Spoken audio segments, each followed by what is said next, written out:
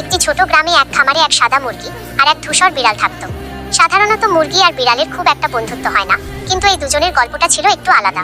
অসম্ভবের বন্ধুত্ব। মুরগিটি ছিল খুব পরিশ্রমী। সে সারাদিন উঠানে ঘুরে বেড়াত আর তার ছানাদের দেখাশোনা করত। অন্যদিকে বিড়ালটি ছিল বেশ অলস।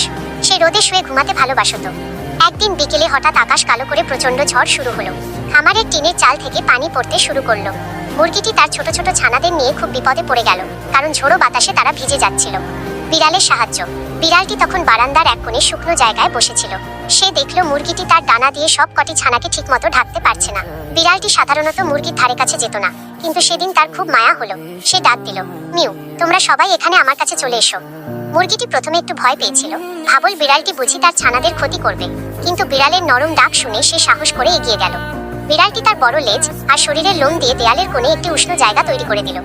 এক নতুন বন্ধন। পুরো বৃষ্টির সময়টা বিড়ালটি একদম নড়াচড়া করলো না। ছানাগুলো বিড়ালের নরম পশমের মধ্যে ঢুকে ওম নিতে লাগলো। মুরগিটিও বিড়ালের পাশে বসে বৃষ্টির ঝাপটা থেকে রক্ষা পেল। বৃষ্টি থামার পর মুরগিটি কৃতজ্ঞতায় মাথা নিচু করে বিড়ালকে ধন্যবাদ জানাল।